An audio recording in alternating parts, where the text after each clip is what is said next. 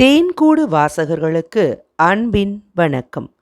சாண்டில்யன் எழுதிய சரித்திர நாவலான கடல் புறா நாவலின் ஆடியோ வடிவம் வாசிப்பது உங்கள் ரே விஜயலட்சுமி. பாகம் 2, அத்தியாயம் 21. அவள் அறிந்த ரகசியம். காதல் வசப்பட்டு களத்தில் இருந்த உணவை கனப்பொழுது கூட கண்ணெடுத்து பாராமல் கனவேகத்தில் கருத்திலே துள்ளி எழுந்து கலக்கிக் கொண்டிருந்த கணக்கற்ற எண்ண அலைகளிலும் இன்ப வேதனைகளிலும் சிக்கி தத்தளித்து கொண்டும் அத்தனை தத்தளிப்பிலும் மகிழ்ச்சி சாயைகளை மதிவதனத்தில் படரவிட்டு கொண்டும் எதிரே ஆசனத்தில் சிலையென அமர்ந்திருந்த மஞ்சள் அழகியின் மன ஓட்டங்களை சந்தேகத்துக்கிடமின்றி புரிந்து கொண்ட பலவர்மன் இதயத்தில் ஆரம்பத்தில் சிறிது கோபம் துளிர்த்ததானாலும் இறுதியில் உதயமான புதியதொரு யோசனை அந்த கோபத்தை அறவே அறுத்து விட்டதால் அவன் மனம் பெரும் மனச்சாந்தியை அடைந்தது.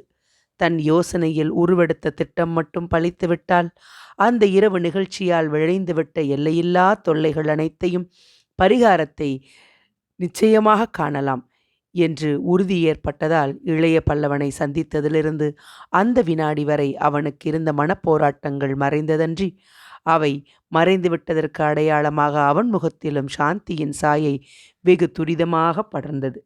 அன்றைய காலையில் இளைய பல்லவன் வந்துவிட்டு போன போதே மஞ்சள் அழகியின் மனநிலையில் திடீரென ஏதோ மாறுதல் ஏற்பட்டு விட்டதை கண்ட அக்ஷயமுனை கோட்டை தலைவன் அது காதலாயிருக்க முடியாது என்றே முதலில் எண்ணினான்.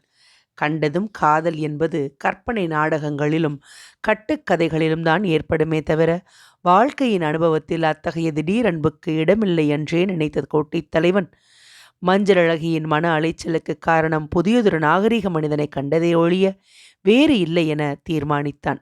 அக்ஷயமுனை கோட்டையின் சாதாரண பிரஜைகளையும் பதக் முதலிய நாகரிக பூர்வ குடிகளையும் அத்தனை அநாகரிகமில்லாவிட்டாலும் குடியாலும் குரோதத்தாலும் நிதானமற்ற வாழ்க்கையாலும் கண்ணியமிழந்து கிடந்த கொள்ளை கூட்டத்தையுமே பார்த்திருந்த தன் மகளுக்கு அரச தோரணையும் நாகரிக போக்கும் கம்பீரமும் உடைய இளைய பல்லவன் ஒரு புது மனிதனாக தோற்றமளித்திருக்க வேண்டும் என்றும் தவிர அவனை பற்றி ஏற்கனவே சொர்ணபூமியில் பரவிவிட்ட புகழும் அவளுடைய மனத்தில் ஓரளவு கவர்ச்சியை உண்டு பண்ணியிருக்க வேண்டும் என்றும் பலவர்மன் ஆரம்பத்தில் எண்ணினாலும் அன்றைய பொழுது போக போக அவனுக்கு தான் நினைத்தது சரியா என்பதில் பெரும் சந்தேகம் தோன்றத் துவங்கியது.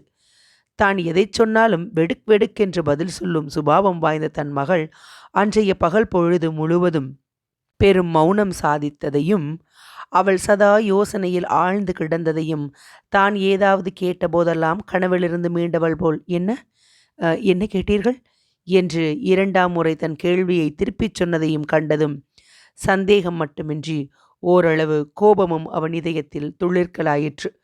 தான் கேள்வி கேட்டபோதெல்லாம் அவள் சரியாக பதில் சொல்லாதது மட்டுமில்லாமல் சில சமயங்களில் அவளாகவே பேசத் தொடங்கி, ஏனப்பா, இரவு நிகழ்ச்சிக்கு அவர் வந்தால் அவருக்கு ஏதாவது ஆபத்து விளையும் என்று எதிர்பார்க்கிறீர்களா என்றும், அந்த நால்வரும் கலவரத்தை துவக்கினால் நமது காவலர் தடுக்க முடியாதா என்றும் ஏதேதோ கேள்விகளை அவள் அன்றைய பகலில் பலமுறை கேட்டுவிட்டதையும் அக்கேள்விகளை அவள் வீசிய சமயங்களில் அவளது மங்கள முகத்தில் கவலை குறி வெகுவாக படர்ந்து கிடந்ததையும் கவனித்த கோட்டை காவலனான பலவர்மன் சில நாளிகைகளை சந்தித்த அந்த வாலிபன் மீது எத்தனை அக்கறை காட்டுகிறாள் இவள் என்று எண்ணி கோபம் கொண்டான். ஆனாலும் இந்த புது மோகம் சீக்கிரம் பறந்துவிடும் நிலையற்றது என்று தீர்மானித்து தன்னைத்தானே சற்று நிதானப்படுத்தி கொண்டான். ஆனால் அந்த முடிவு எத்தனை தவறு என்பதை கடற்கரையில் நடந்த நிகழ்ச்சிகளால் சந்தேகமற புரிந்து கொண்ட பலவர்மன் பெரும் திகைப்புக்கு உள்ளானான். மனிதர்களுடைய மனப்போக்கை எடை போடுவதில் நிகரற்றவனாக அக்ஷயமுனை கோட்டை தலைவன் நடனத்தின் போது பலமுறை பல திசைகளில் அசைந்த மஞ்சள் அழகியின் அழகிய விழிகள் திரும்ப திரும்ப ஆசையுடன் தன் காலடியில் அமர்ந்திருந்த இளைய பல்லவன் மீதே பதிந்ததையும் அவள் கரங்களும் திரும்ப திரும்ப அவனை நோக்கியே நீண்டதும் தன் மகளின் மனம் இளைய பல்லவனிடம் அடியோடு லயித்து விட்டது என்பதை உணர்ந்து கொண்டான். நடனத்தின் முடிவில் ஏற்பட்ட நிகழ்ச்சிகள் அந்த உணர்வுக்கு பெரும் ஆதாரத்தை அளித்தன.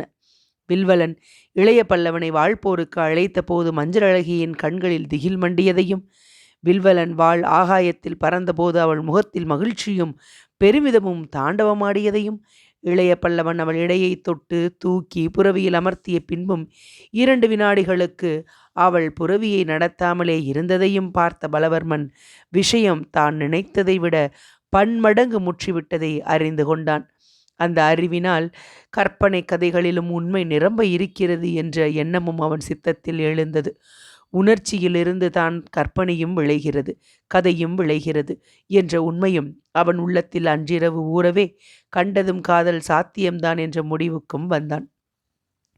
அந்த காதல் தன் மகளை நன்றாக வளைத்து கொண்டு விட்டதையும் அதன் விளைவாகவே அவன் உணவை தொடாமல் உட்கார்ந்திருக்கிறாள் என்பதையும் உணர்ந்து கொண்டான் பலவர்மன். செவிக்குணவு இல்லாத போதுதான் சிறிது வயிற்றுக்கு தேவை என்பது வள்ளுவர் முடிவு. ஆனால் காதலே மனத்துக்கு பெரும் உணவு. அது இருக்கும்போது மற்ற உணர்வு மாந்தருக்கு தேவையில்லை என்பதை அன்று மஞ்சளழகி அறிந்து கொண்டாள். அந்த கருத்து எத்தனை உண்மை என்பது பலவர்மனுக்கும் நன்றாக புரிந்தது. அப்படி புரிந்ததால் முதலில் சற்று கோபத்தின் வசப்பட்ட பலவர்மன் தன் மகள் திடீரென காதல் வசப்பட்டதற்கு தானும் ஒரு காரணம் என்று எண்ணியதால் குற்றத்தை அவள் மீது மட்டும் சுமத்த முடியாது என்பதையும், அது குற்றமானால் அதில் தனக்கும் பங்கு உண்டு என்பதையும் தீர்மானித்து கொண்டதால் அவன் சில வினாடிகள் ஆத்ம சோதனையில் இறங்கினான். பருவ எழில்கள் பூத்து குலுங்க எதிரே உட்கார்ந்திருந்த தன் மகளை வயது வந்த பெண் என்ற முறையில் அன்றே எண்ணமிட்டு நோக்கிய பலவர்மன் அன்று வரை அவள் திருமணத்தை பற்றி தான் திணையளவும் சிந்தித்ததில்லை என்பதையும் நினைத்து பார்த்தான். சதா சர்வகாலமும் அரசியல் விவகாரங்களில் சிக்கி கொள்ளையர்களை பிரித்து வைப்பதிலும் வேண்டாதவர்களை தீர்த்து கட்டுவதிலும் பூர்வ குடிகளை திருப்தி செய்து அக்ஷய முனையில் தனது ஆட்சியை திடப்படுத்திக் கொள்வதிலுமே தனது புத்தியை செலவிட்டு வந்ததையும், தன் இல்லத்தில் தன்னிடம் வயது வந்த பெண் வளர்ந்து பருவத்தை எட்டியதை தான் அடியோடு அசட்டை செய்து வந்ததையும் நினைத்து பார்த்த பலவர்மன் மகளுக்குத்தான் செய்த பெரும் அநீதியை நினைத்து பார்த்தான். சொர்ணபூமி தலைநகரான ஸ்ரீவிஜயத்துக்கு தான் சென்ற சமயங்களில் கூட அவளை அழைத்துச் சென்று நாகரிக சமூகத்தை காட்ட முடியாமல் அக்ஷய முனையில் தோழிகளிடமும் செவிலித்தாயிடமே விட்டு போனதையும், அவளுக்கு பழக்கமெல்லாம் கொள்ளைக்காரர்களிடமே என்பதையும் எண்ணி பார்த்த பலவர்மன் நாகரிகம் கொழிக்கும் ஸ்ரீவிஜயத்தை எட்டி பார்க்காத அந்த காட்டு புஷ்பத்தை பிற நாட்டு வீரனொருவன், அதுவும் தான் அறவே வெறுக்கும் தமிழர்களில் தலைவனொருவன் பறிக்க வந்து அவன் கையை நோக்கி அந்த புஷ்பம் சாய்கிறதென்றால் அதற்கு காரணம் தான் வளர்த்த முறையே என்ற முடிவுக்கும் வந்தான். இப்படி விஷயங்களை நினைக்க நினைக்க ஏற்பட்ட விளைவை எண்ணி பார்க்க பார்க்க பலவர்மனுக்கு மஞ்சளழகியின் காதலில் அதிக தவறு எதுவும் இருப்பதாக புலப்படவில்லை. மகா வீரனொருவனை, உயர்குடி மகனொருவனை மஞ்சளழகி விரும்புவதிலோ பதுவை செய்வதிலோ தவறேதுமில்லை என்றே தீர்மானித்தான் அவன். ஆனால் மஞ்சளழகிக்கு இருக்கும் பெரும் காதல் இளைய பல்லவனுக்கும் இருக்குமா என்பது மட்டும் பெரும் சந்தேகம் முளைத்தது பலவர்மன் இதயத்தில். நடன நிகழ்ச்சியின் போது இளைய பல்லவன் சற்று நிதானத்தை இழந்து மேடையை நோக்கி விரைந்தானானாலும் அதற்கு காரணம் ஆழ்ந்த காதல் என்று கூற முடியாதென்றே பலவர்மன் நினைத்தான். அன்றைய காலையில் முதலாக மஞ்சளழகியை சந்தித்த சமயத்தில் அவள் அழகை பார்த்து இளைய பல்லவன் மலைத்தானானாலும் அவன் நினைப்பெல்லாம் தன் உதவியை பெறுவதிலேயே இருந்ததையும், தனக்கு ஏதாவது தீங்கு ஏற்பட்டால் அகுதா வாங்கக்கூடிய பழியை சுட்டிக்காட்டி மிரட்டியதையும் நினைத்து பார்த்த பலவர்மன் மஞ்சளழகியை கண்ட பிறகும் மன வலிமையை இழக்காதவன் அத்தனை எளிதில் அவளிடம் இதயத்தை பறிகொடுத்து மஞ்சளழகியை மனம் செய்து கொள்வதானால் இளைய பல்லவனை விட சிறந்த மணாளனை தான் தன் மகளுக்கு தேடி கண்டுபிடிக்க முடியாதென்று தீர்மானித்த பலவர்மன் அப்படி இளைய பல்லவனை மட்டும் தன் மகளுக்கு மணாளனாக்க முடியுமானால் அக்ஷய கோட்டையில் தன் பலமும் செல்வாக்கும் பன்மடங்கு உயர்ந்துவிடும் என்றும் எண்ணினான். இளைய பல்லவனின் போர்த்திறனும் நிதானமும் அகூதாவிடம் அவனுக்குள்ள செல்வாக்கும் பூர்வ குடிகளின் கொட்டத்தை அடியோடு அடக்க முடியும் என்பதில் பலவர்மனுக்கு எள்ளளவும் சந்தேகமில்லை. தவிர இளைய பல்லவனுக்கே கோட்டையை காக்கும் பொறுப்பையும் கொடுத்துவிட்டால் அவன் ஸ்ரீவிஜயத்தின் படை தலைவர்களில் ஒருவனாகி விடுகிறான். அதனால் ஸ்ரீவிஜயம் பலப்படும். சோழர்களை எதிர்க்க நாம் ஒரு கோடாரியையும் தயார் செய்தது போலாகும் என்று வஞ்சக எண்ணங்களை உருவாக்கி கொண்ட பலவர்மன் அந்த எண்ணங்களை எப்படி செயல்படுத்தலாம் என்ற சிந்தனையில் சில நிமிஷங்கள் செலவிட்டான். திருமண யோசனையை திடீரென இளைய பல்லவனிடம் வெளியிடுவது முட்டாள்தனம் என்பதையும், மிகுந்த எச்சரிக்கையுடன் அவனை படிப்படியாக தனது வலையில் வளைக்க வேண்டும் என்பதையும் தீர்மானித்து கொண்ட பலவர்மன் தன் திட்டத்துக்கு மகளின் துணை தேட முயன்றான். ஆகவே மெல்ல தன் ஆசனத்திலிருந்து எழுந்து இடையே இருந்த மஞ்சத்தை சுற்றி சென்று ஆசனத்தின் பின்புறம் நின்று கொண்டு அவள் தலையை மெல்ல வருடிக்கொண்டே, குழந்தாய், இல்லை இல்லை மஞ்சளழகி என்று அன்புடன் அழைத்தான். அவள் அதற்கு உடனே பதிலேதும் சொல்லவில்லை. சில வினாடிகள் மௌனம் சாதித்துவிட்டு பிறகு மெல்ல நகைத்தாள். ஏன் நகைக்கிறாய் என்று வினவினான் பலவர்மன். மஞ்சள் அழகி குனிந்த தலை நிமிராமலே கேட்டாள், என்ன புதுப்பெயர் வைத்து அழைக்கிறீர்களே என்று. புதிய பெயராயிருந்தாலும் பொருத்தமான பெயர்தானே என்று மெல்ல அன்புடன் சொற்களை உதிர்த்தன அவன் உதடுகள். உங்களுக்கும் அந்த பெயர் பிடித்திருக்கிறதா என்று வினவினாள் அவள். அதை கேட்டபோது அவள் குரலுக்கிருந்த குழைவை கவனித்தான் பலவர்மன். உங்களுக்கும் என்று அவள் ஒரு உம்மையும் சேர்த்ததன் பொருளும் அவனுக்கு தெள்ளென புரிந்தது. இளைய பல்லவனுக்கு அந்த பெயர் பிடித்திருப்பதை அவள் அந்த உம்மில் குழைத்து காட்டுகிறாள் என்பதும் அவன் உணரத் தவறவில்லை. ஆகவே சற்று புன்முறுவல் கொண்டு, ஆம், எனக்கும் பிடித்திருக்கிறது என்று சொல்லி உம்மை அவனும் அழுத்தி உச்சரித்தான். ஏன் உம்மை அப்படி அழுத்தி சொல்கிறீர்கள் என்று அவள் கேட்டாள் சற்று சங்கடத்துடன். 2 பேருக்கும் அந்த பெயர் பிடித்தமாயிருப்பதால் என்று பலவர்மன் லேசாக நகைத்தான். அந்த நகைப்பு அவளுக்கு பெரும் சங்கடத்தை விளைவித்தது. தன் இதயத்தை தந்தை புரிந்து கொண்டு விட்டார் என்ற பயமும் அவள் புத்தியில் உருவெடுத்தது. ஆகவே 2 பேரா என்று ஏதோ கேட்க வேண்டும் என்பதற்காக கேட்டாள். ஆம், 2 பேர்தான் என்றான் பலவர்மன் புன்முறுவலுடன். யார் அந்த 2 பேர்? அவரும் நானும். அவர் என்பது யார்? உனக்கு வேண்டியவர். யார் எனக்கு வேண்டியவர்? மன்னர். ஸ்ரீவிஜய சாம்ராஜ்ய மன்னரா? இல்லை இல்லை. வேறு மன்னர் ஏது? உன் மன சாம்ராஜ்யத்தின் மன்னர். இதை சொன்னதும் சற்று பலக்கவே சிரித்தான் பலவர்மன். அவன் பேச்சின் போக்கையும் முடிவில் ஏற்பட்ட சிரிப்பையும் சிறிதும் ரசிக்காத மஞ்சள் அழகி தனது தோளில் பதிந்து கிடந்த தன் தந்தையின் கையை தனது இடது கையால் பிடித்து உதறி தள்ளியதன்றி தலையை திடீரென நிமிர்த்தி ஆசனத்தை விட்டு சரேலென எழுந்து பலவர்மனை நோக்கி திரும்பினாள். அவள் முகத்தில் வெட்கமும் கோபமும் கலந்து தாண்டவமாடினாலும் வெட்கத்தை விட கோபமே மேலெழுந்து நின்றதால் அவள் செவ்வரி கண்கள் அதிகமாக சிவந்த அக்ஷயமுனை கோட்டை தலைவன் மீது கனலை கக்கின. எழுந்து திரும்பிய அவள் தனது ஆசனத்தின் முகப்பை கைகளால் பிடித்து கொண்டும் பின்பக்கம் உணவு கலங்கள் வைக்கப்பட்டிருந்த ஆசனத்தின் முகப்பில் சற்றே சாய்ந்து வளைந்து இருந்து கொண்டும் குற்றவாளியை விசாரிக்க முயலும் பெரிய ராணி போல் பலவர்மனை சுடும் வெளிகளால் நோக்கியதன்றி, என்ன சொன்னீர்கள் என்று சீற்றத்துடன் கேட்கவும் செய்தாள். அவள் சீற்றத்துக்கு காரணம் தான் உண்மையை உணர்ந்து கொண்டு விட்டதை ஒழிய வேறில்லை என்பதை அறிந்து கொண்டாலும் தன் ஏற்பாடு பயனுற வேண்டுமானால் தான் மிகுந்த எச்சரிக்கையுடன் நடந்து கொள்ள வேண்டுமென தீர்மானித்து கொண்ட பலவர்மன் தனது சிரிப்பை சட்டென்று அடக்கி கொண்டு அந்த சீரும் வெளிகளின் மீது அன்பெல்லாம் அள்ளி கொட்டிய பார்வை ஒன்றை வீசினான். அதை தொடர்ந்து உதிர்ந்த அவன் வார்த்தைகளிலும் அன்பு பூரணமாக தொனித்தது. தவறாக ஏதும் சொல்லவில்லை மகளே, உன் உள்ளத்தில் உள்ளதைத்தானே சொன்னேன் என்றான் பலவர்மன் அன்பு ததும்பும் குரலில். அவனது அன்பான பார்வையை தொடர்ந்து வெளிப்போந்த சொற்களை தழுவிய மதுரமான குரல் இவற்றின் விளைவாக சீற்றத்தை ஓரளவு தணித்து கொண்ட மஞ்சளழகி வெறுப்பும் இகழ்ச்சியும் மண்டிய குரலில் கேட்டாள், என் உள்ளத்தையும் அத்தனை எளிதாக புரிந்து கொண்டு விட்டீர்களாக்கும் என்று. ஆம், சர்வசாதாரணமாக பதிலிருத்தான் பலவர்மன். பெண் உள்ளத்தை புரிந்து கொள்வது மிக கடினம் என்பது ஆன்றோர் கருத்து என்று சுட்டி காட்டினாள் அவள். அதற்கு விளக்கு 3 பேர் என்றான் பலவர்மன். யார் அந்த 3 பேர்? தாய், காதலன், தோழி. அந்த 3வரில் நீங்கள் யாரும் இல்லை. இல்லைதான், ஆனால் தாயின் பதவியை வகித்திருக்கிறேன். நீ என் கரங்களில் வளர்ந்தவள். தரையில் நீந்தி தவழ்ந்து தளிர் நடை புரிந்ததிலிருந்து இன்று வரை நீ என் கவனத்திலிருந்து விலகவில்லை. இந்த வார்த்தைகளை பலவர்மன் சொன்னபோது அவன் தழுதழுத்தது. குரல் கூட சற்று கம்மியது. அப்படி அவன் தன் விஷயத்தில் உணர்ச்சிக்கு இடம் கொடுத்ததை அவள் அன்று வரை பார்த்ததில்லை. அன்று நடந்த எல்லாமே புதிதாக இருந்தது அவளுக்கு. எதற்கும் உணர்ச்சி வசப்படாத தந்தை உணர்ச்சி வசப்பட்டது அவளுக்கு புதிதாயிருந்தது.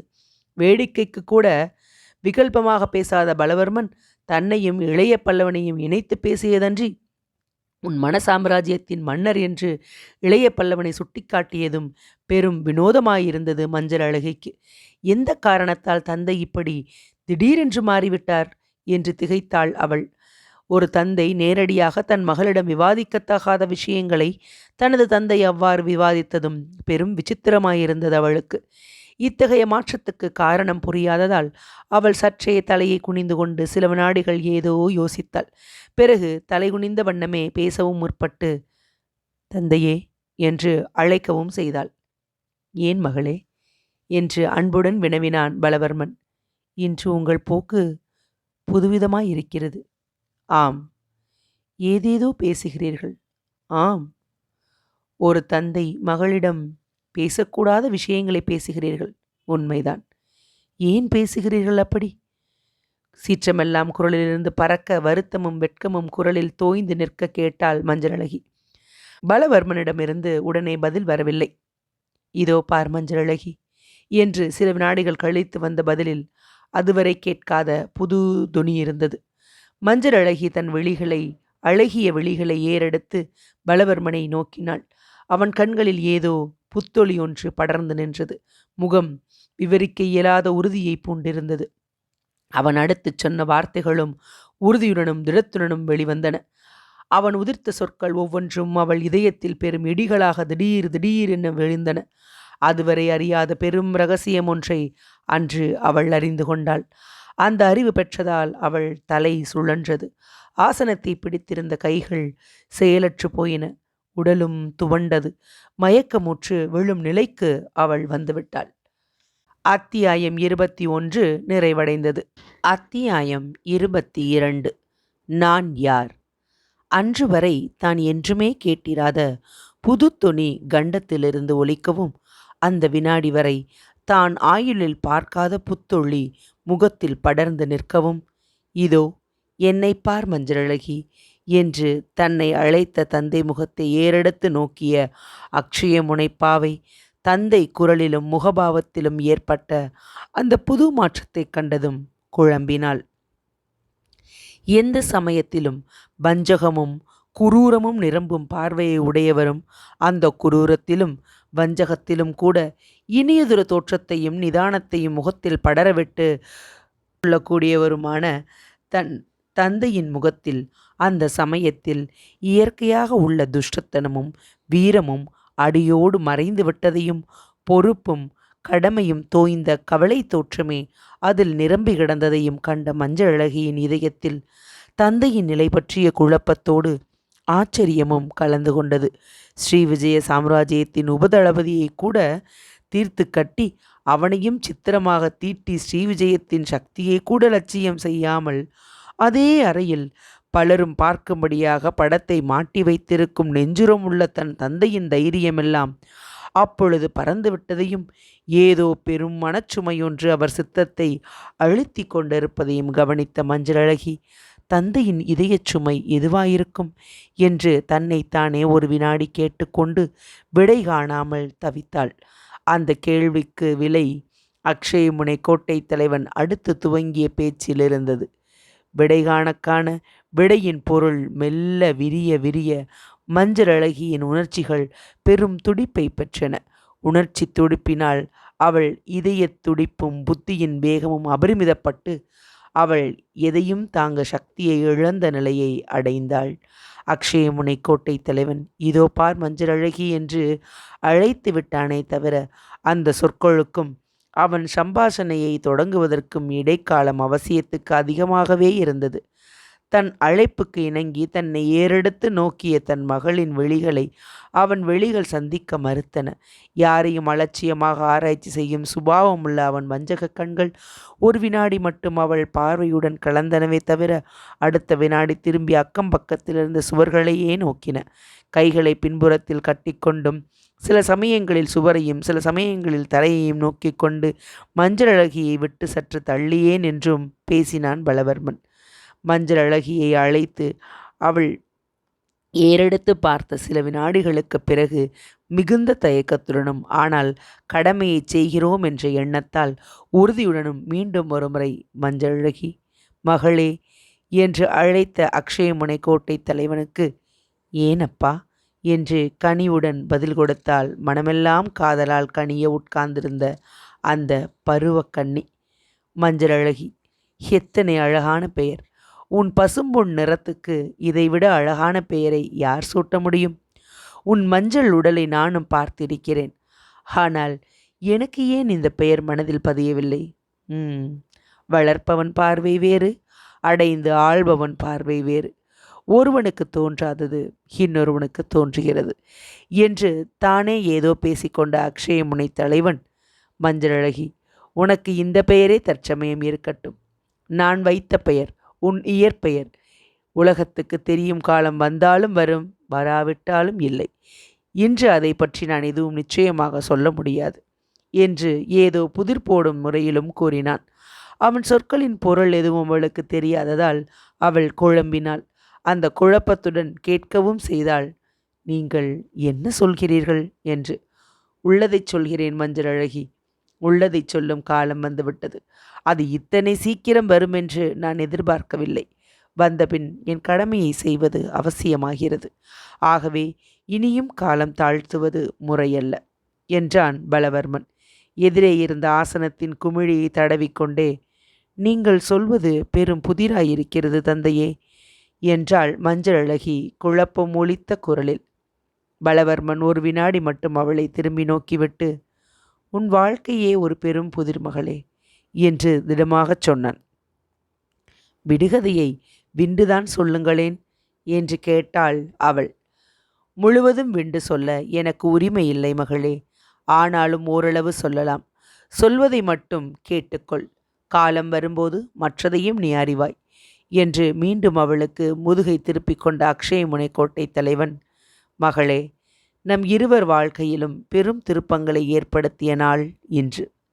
இன்று வந்த இளைய பல்லவன் உன் வாழ்க்கையில் மட்டுமல்ல, என் வாழ்க்கையிலும், ஏன் இந்த ஸ்ரீவிஜய சாம்ராஜ்யத்தின் வாழ்க்கையிலும் குறுக்கே புகுந்திருக்கிறான். அதன் விளைவு நல்லதா பொல்லாததா எனக்கு தெரியாது.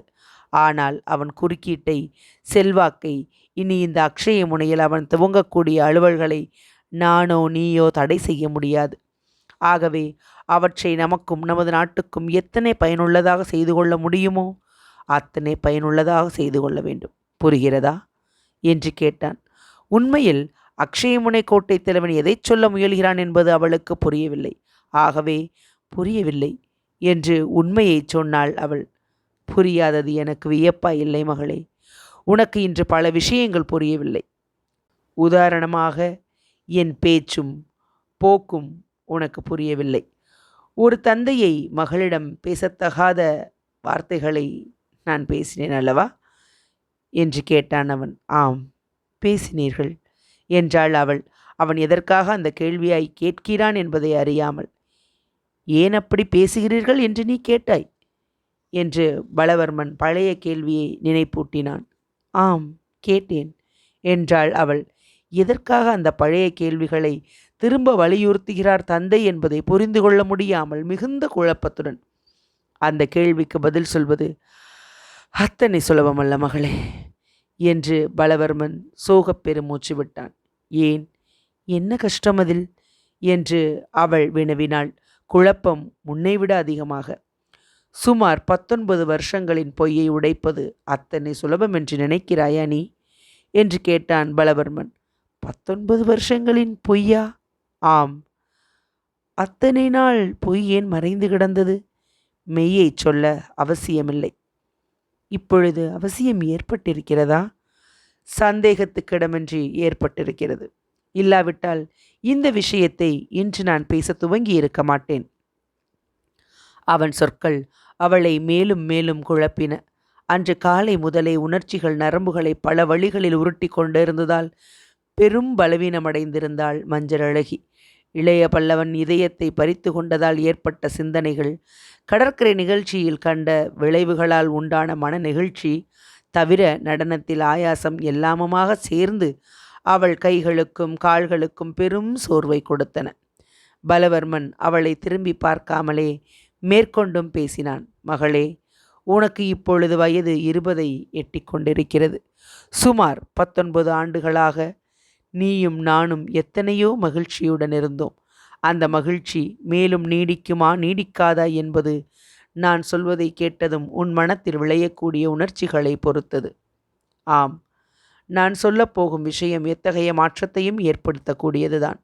அந்த மாற்றம் மகிழ்ச்சியையும் அளிக்கலாம், வெறுப்பையும் அளிக்கலாம் என்று கூறிவிட்டு சற்று நிதானித்த அவன், வெறுப்பை அளிப்பதானால் அதையும் நான் ஏற்க கடமைப்பட்டவன். ஒரு தந்தை மகளிடம் பேசக்கூடாத வார்த்தைகளை எப்படி பேசினேன் என்று கேட்டாய். பேசினதற்கு உண்மை காரணம் தெரியுமா என்று கேட்ட பலவர்மன் சரேலென திரும்பி அவளை கூர்ந்து நோக்கினான். காரணத்தை ஓரளவு அவள் ஊகித்து விட்டதால் அவள் கண்கள் அவனை வெறித்து நோக்கின. அவள் முகத்தில் இரத்தம் குபீரென பாய்ந்து உணர்ச்சிகளின் வெள்ளத்தை காட்டின. தயங்க வேண்டாம், சொல்லுங்கள். உணர்ச்சி வேகத்தில் வெளிவந்தன அவள் சொற்கள். சிரமப்பட்டு பலவர்மன் முகத்தில் பெரும் மாறுதலும் உறுதியும் தாண்டவமாடின. அவன் பதில் கூறிய போது சொற்களும் இடமாகவே உதிர்ந்தன. நீ என் மகளும் அல்ல, நான் உனக்கு தந்தையும் அல்ல என்ற பலவர்மன் ஏதோ பெரும் தியாகத்தை செய்தவன் போல் அவளை உற்று நோக்கினான். திடீரென திடப்படுத்தி கொண்ட மஞ்சள் அழகியின் இதயம் வெடித்துவிடும் ஸ்திதிக்கு வந்துவிட்டது.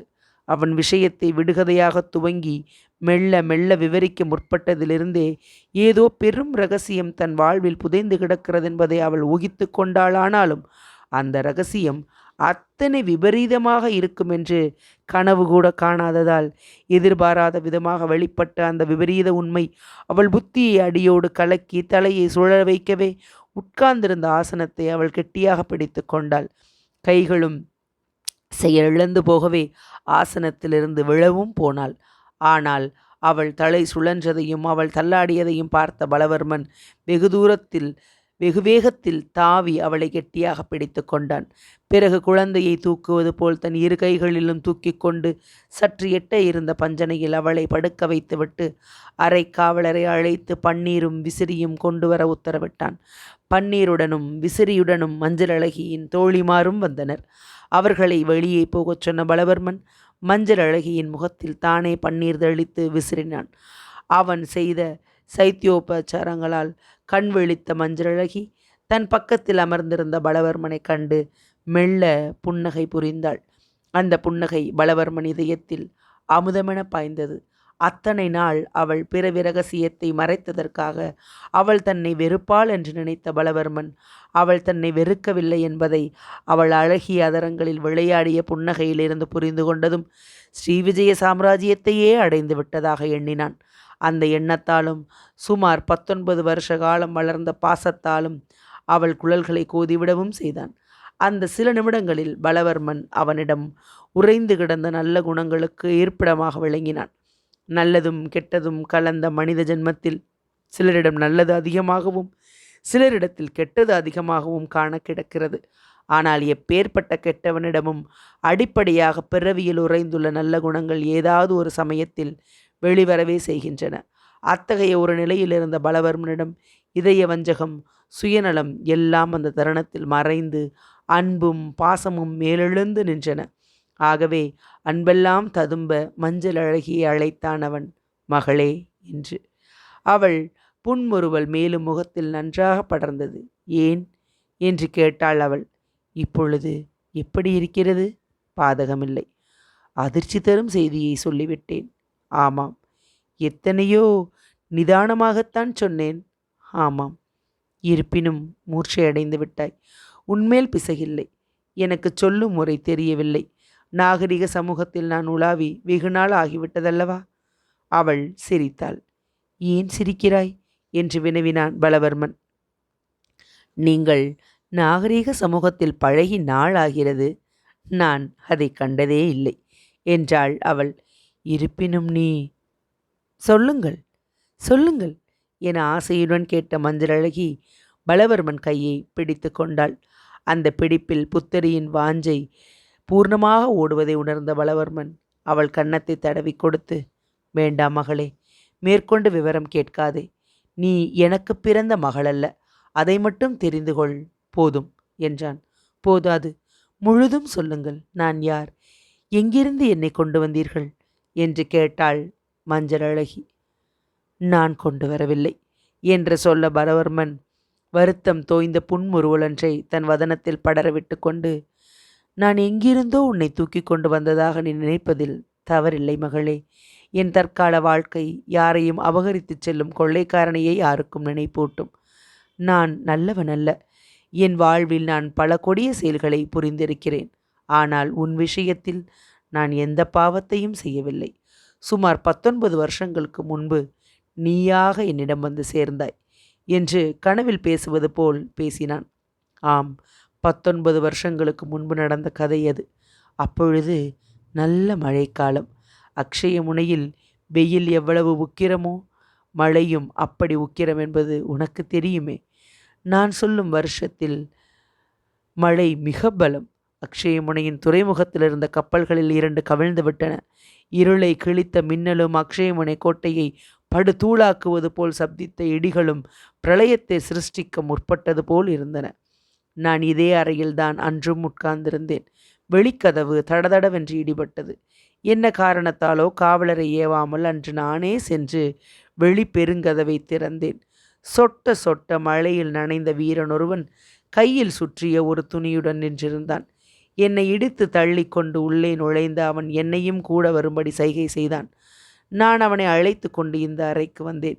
இதோ நீ படுத்திருக்கும் அதே மஞ்சத்தில் அவன் துணிச்சுருளை பிரித்து வைத்தான். அதற்குள் நீ இருந்தாய். அப்பொழுது உனக்கு 1 வயது.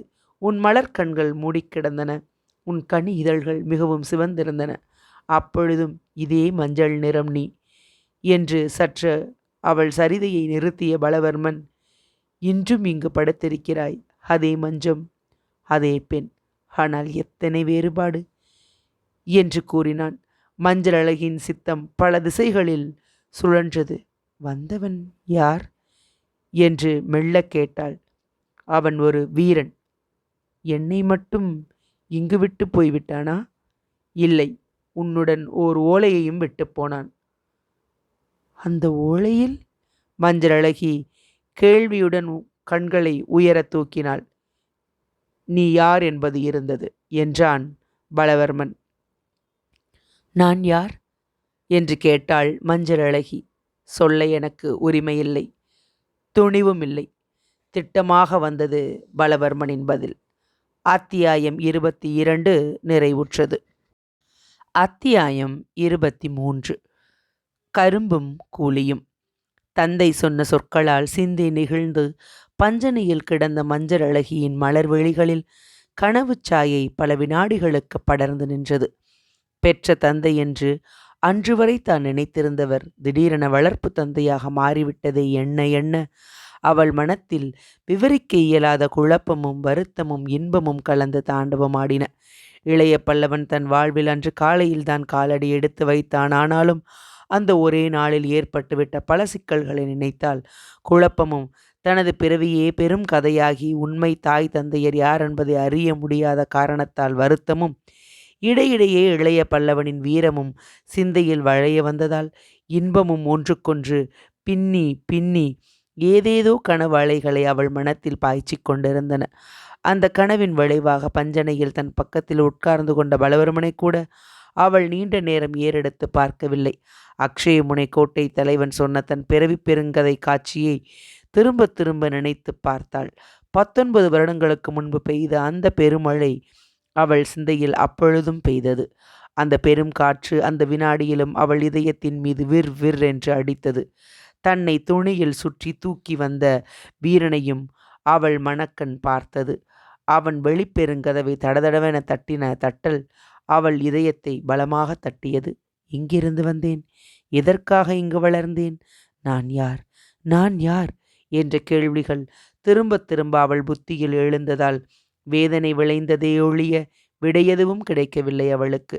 இந்த வேதனையுடன் வேதனையாக இளைய பல்லவனை நினைத்து பார்த்த மஞ்சள் அழகி அவனிடம் சீற்றம் கொள்வதா காதல் கொள்வதா என்பது சரியாக விளங்காததால் உள்ளது காதலானாலும் அதை மறைத்து சீற்றம் கொண்டு விட்டதாக தன்னைத்தானே ஏமாற்றிக்கொண்டாள்.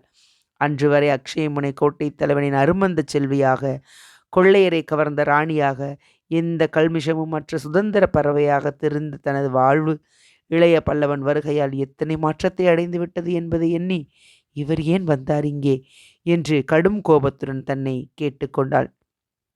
அந்த கோபத்தின் ஊடே எழுந்த இளைய பல்லவனின் சிரித்த முகம் சிங்கத்தின் குகைக்குள் புகுந்து சிங்கத்தையே மிரட்டுவது போல் தன் தந்தையை மிரட்டிய காட்சி விழ்வலனது. வாளை அனாயாசியமாக தன் வாளால் சுழற்றி வானத்தில் விசிறிவிட்ட அற்புதம் இவை அந்த கோபத்தை பெரிதும் சமனப்படுத்தின. அத்துடன் கடைசியாக அவன் தன் இடையை தொட்டது, தொட்டகை தொட்ட இடத்தில் நின்றது. இவற்றை நினைக்க நினைக்க இன்ப அலைகள் அவள் உடலை ஊடுருவிச் சென்றன. இப்படி மாறுபட்ட உணர்ச்சிகளால் ஏற்பட்ட மன அலைச்சலாலும் அவற்றின் விளைவாக எழுந்த கனவு காட்சிகளாலும் பேசாமலே நீண்ட நேரம் படுத்து கிடந்த மஞ்சளழகி கடைசியாக தன் மனத்தை சற்றே திடப்படுத்தி கொண்டு மெல்ல பஞ்சனையில் எழுந்து உட்கார்ந்து கனவிலிருந்து விழித்தவள் போல் தன் கண்களை கசக்கிக் கொண்டாள். அவள் மன ஓட்டத்தையும் நெகிழ்ச்சியையும் இன்ப துன்பங்களையும் மாறி மாறி தெரிந்த முகபாவங்களிலிருந்து உணர்ந்து கொண்ட பலவர்மன் அவள் மீது பரிதாபம் கலர்ந்த பார்வையை வீசியதன்றி, மகளே, பெருங்குடி மக்கள் எந்த அதிர்ச்சியையும் தாங்க கடமைப்பட்டவர்கள், நாட்டு வரலாற்றில் பிணைப்பட்டிருப்பவர்கள், மன அலைச்சலுக்கு இடம் கொடுப்பதில் அர்த்தமில்லை என்று அன்புடன் கூறவும் செய்தான். அவன் பேச்சில் பெரும் பொருள் புதைந்து கிடப்பதை மஞ்சள் அழகி உணர்ந்து கொண்டாள். தான் பெருங்குடி மகள் என்பதையும் தன்னை சூழ்ந்திருக்கும் மர்மத்தாலும் தான் மனம் நிகழ்வது உசிதமில்லை என்பதையும் கடமையை முன்னிலையில் வைத்து காரியம் செய்வதே தன் பொறுப்பு என்பதையும் தந்தை சுட்டிக்காட்டுகிறார் என்பதை சந்தேகமற புரிந்து கொண்ட மஞ்சள் அழகி, தந்தையே என்று மேலும் விளக்கம் கேட்க கொஞ்சும் குரலில் பலவர்மனை அழைத்தாள். அசுரகுணமுள்ள பலவர்மன் முகத்திலும் அந்த சொல் பெரும் இன்பத்தை விளைவித்தது. மகளே என்று அவனும் அவளை அழைத்தான். மஞ்சள் அழகியின் மலர்விழிகள் அவனை ஏறெடுத்து நோக்கின. ஏன் தந்தையே என்று வினவினாள் அவள் அன்பு ததும்பும் குரலில். பலவர்மன் கூறிய பதிலில் உணர்ச்சி பெரிதும் பிரவாகித்தது. உனக்கு நான் பெரிதும் கடமைப்பட்டிருக்கிறேன் மகளே என்ற பலவர்மன் குரலில் ஒரு குழைவும் இருந்தது. அந்த சில நாழிகைகளில் பலவர்மன் அத்தனை தூரம் மாறிவிட்டது மஞ்சள் அழகிக்கு பெரும் வியப்பாய் இருந்தது. உணர்ச்சிகளை சிறிதும் வெளிக்கு காட்டாதவரும் திருடமாக பேச வல்லவருமான தன் தந்தையின் பேச்சும் இதயமும் இத்தனை தூரம் குழையும் என்பதை அவள் சொப்பனத்திலும் நினைக்காததால் வியப்பு விகசித்த முகத்துடன் பலவர்மனை நோக்கி, எதற்கு கடமைப்பட்டிருக்கிறீர்கள் என்று வினவினாள். நான் உன் தந்தை அல்ல என்பதை தெளிவுபடுத்தினேன் என்றான் பலவர்மன் சற்று தயக்கத்துடன். ஆம், தெளிவுபடுத்தினீர்கள் என்றாள் மஞ்சள் அழகி அடுத்து என்ன சொல்லப் போகிறான் என்பதை அறியாமல். தந்தை அல்ல என்று தெரிந்த பின்பும் தந்தையே என்று அழைக்கிறாய். இதை சொன்ன பலவர்மனின் குரல் பெரிதும் தழுதழுத்தது. அவள் குழலை கோதியதையும் லேசாக நடுங்கியது. அவன் இதய தாபத்தை மஞ்சள் அழகி நன்றாக புரிந்து கொண்டாள். தந்தை மற்றவருக்கு 1000 துஷ்டரானாலும் தான் சம்பந்தப்பட்டவரை அவர் அன்பின் சொரூபம் என்பதையும் தான் இல்லாவிட்டால் அவர் வாழ்வே அவருக்கு அர்த்தமற்றதாகிவிடும் என்பதையும் அறிந்து கொண்ட மஞ்சள் அழகி தந்தையின் தாபம் மிகுந்த இதயத்தின் வறட்சிக்கு அன்பு நிறைவூற்ற, எனக்கு தெரிந்த தந்தை நீங்கள்தானே என்று கூறினாள். ஆம், இருப்பினும் மாற்றம் தெரிந்தபின் மனம் மாறுவது இயற்கை என்றான் பலவர்மன். இயற்கை அப்படியும் இருக்கலாம் என்றாள் அவள். வேறெப்படி இருக்கும்? தெரிந்த பழகிய இடத்தில் ஊறிவிட்ட அன்பும் உறவும் தெரியாத இடத்துக்கு திடீரென மாறாதிருப்பதும் இயற்கைதான். அப்படியானால் உன் அன்பு உங்களிடமிருந்து எப்படி மாறும்? ஏன் மாறக்கூடாது? நீ யார் என்பதையே நான் மறைத்து வைக்கவில்லையா? மறைத்தால் என்ன? மகளை போல் வளர்த்தீர்கள். வளர்க்க வேண்டிய கடமை இருந்தது, வளர்த்தேன். எல்லோரும் கடமையை நிறைவேற்றுகிறார்களா? இல்லை, ஆனால் நிறைவேற்ற எனக்கு அவசியம் இருந்தது. என்ன அவசியம்? உன்னை பெற்றவரின் ஆணை. யாரவர்? இதை கேட்டதும் பலவர்மனின் இதழ்களில் வருத்தம் தோய்ந்த புன்முறுவல் ஒன்று படர்ந்தது. சொல்ல எனக்கு உரிமையுமில்லை, துணிவுமில்லை என்று அந்த பழைய பல்லவியையே அவன் பாடினான். அந்த பதிலை தொடர்ந்து மஞ்சள் அழகி ஏதேதோ கேள்விகளை கேட்டும் பலவர்மனிடமிருந்து மர்மத்தை விளக்கக்கூடிய சொல் எதுவுமே வரவில்லை. அவளது பிறவி மர்மத்தை உடைக்க திட்டமாக மறுத்துவிட்ட அக்ஷயமுனை கோட்டை தலைவன் ஒன்று மட்டும் சொன்னான். மகளே, உன் பிறவியின் மர்மம் ஒரு நாள் வெளிப்பட்டாலும் வெளிப்படலாம், மறைந்தே இருந்தாலும் இருக்கலாம். ஆனால் ஒரு விஷயம் நான் நிச்சயமாக சொல்ல முடியும். இளைய பல்லவனுக்கு நீ எந்த விதத்திலும் தாழ்ந்தவள் அல்ல. அவன் எத்தனை பெருங்குடி மகனோ அத்தனை பெருங்குடியில் நீயும் பிறந்தவள். உனக்கு அவன் தகுதி அல்லவென்று எனக்கு தோன்றியிருக்கும் பட்சத்தில், உன் இரத்தத்துக்கு இணையான இரத்தம் அவன் உடலில் பாயவில்லை என நான் கருதும் பட்சத்தில், அகுதாவினால் அந்த அக்ஷயமுனை கோட்டம் அழிந்து போவதாயிருந்தாலும் இளைய பல்லவன் உன்னை அணுகக்கூட விடமாட்டேன். நீண்ட யோசனைக்கு பிறகே உன்னை இளைய பல்லவனுக்கு கொடுப்பதில் தவறில்லை என தீர்மானித்தேன். பிற்காலத்தில் ஒருவேளை உன் பிறவி மர்மம் வெளிப்பட்டாலும் உன் திருமணத்தை யாரும் ஆட்சேபிக்க முடியாது. நீ அவனை மணப்பதால் உன் விருப்பம் பூர்த்தியாவது மட்டுமல்ல, அக்ஷயமுனை கோட்டைக்கு பூர்வ குடிகளால் ஏற்படும் ஆபத்து சமாளிக்கப்படுவது மட்டுமல்ல, ஸ்ரீவிஜய சாம்ராஜ்யத்துக்கும் பெரும்பலன் ஏற்படும் என்றான் பலவர்மன். ஸ்ரீவிஜய சாம்ராஜ்யத்துக்கு என்ன பலன் ஏற்படும் என்று வினவினாள் மஞ்சளழகி. பெரும் படைத்தலைவன் ஒருவன், அதுவும் தற்சமயம் கடற்போரில் வல்லவன் ஒருவன் சோழர்களிடமிருந்து ஸ்ரீவிஜயத்திடம் இழுக்கப்படுவான் என்றான் பலவர்மன். இழுபட அவர் இஷ்டப்படாவிட்டால் நீ கிடைக்க மாட்டாய் அவனுக்கு.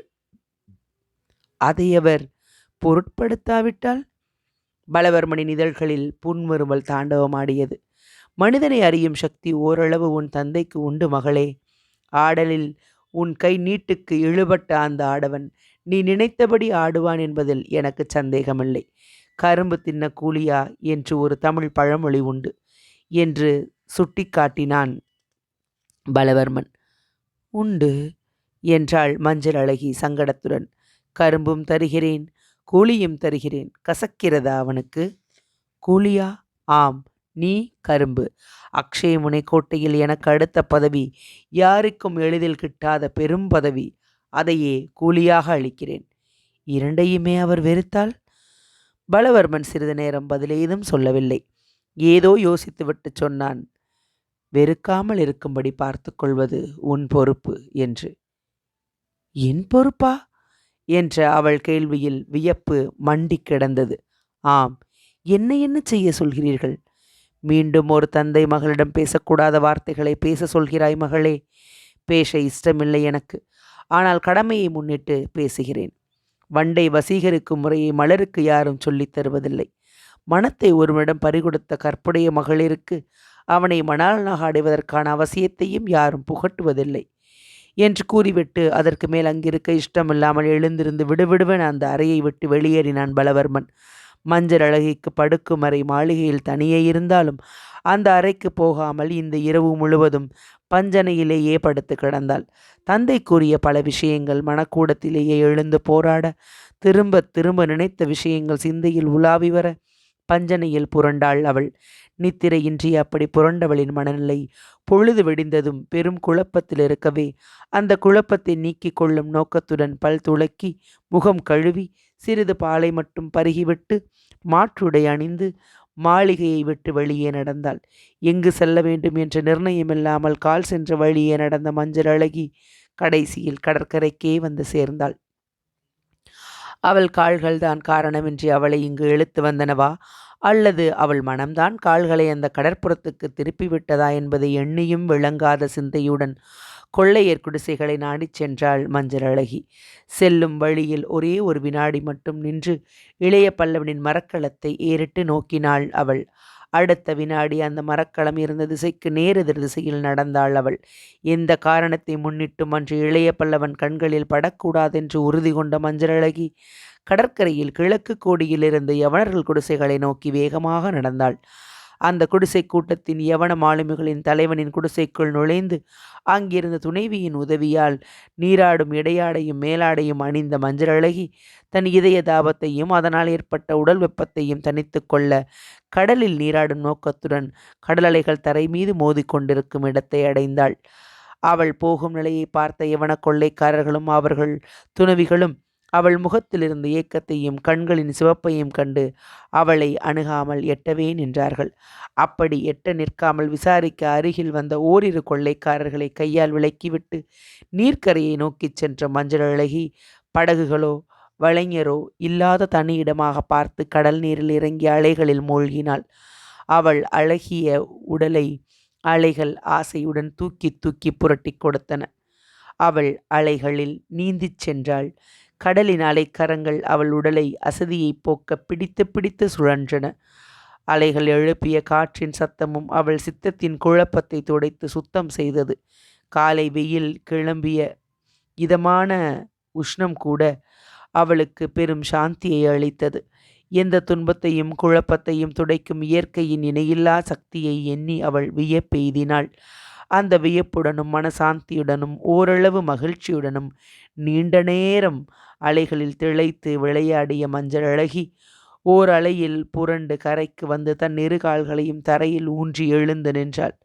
இனி நான் என் வாழ்வை பற்றி நிதானமாக யோசிக்க முடியும் என்று தன்னைத்தானே தேற்றிக்கொண்டு அலைகள் காலில் திரும்ப திரும்ப நுரையை பாய்ச்ச நீர்க்கரையோரமே நடந்து சென்றாள்.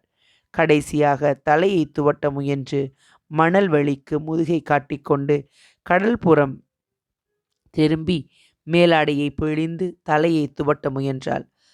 தலையில் வைக்கும் தருணத்தில் துவட்ட வேண்டிய மேலாடை கைதவறி கீழே விழுந்தது. அதை எடுத்து நீட்டியது ஒரு கரம். அதிர்ச்சியுற்று திரும்பினாள் மஞ்சள். முகத்தை வேறுபுறம் திருப்பிக் கொண்டு கை மட்டும் ஆடையை நீட்ட நின்று கொண்டிருந்தான் இளைய பல்லவன். அத்தியாயம் 23 நிறைவுற்றது.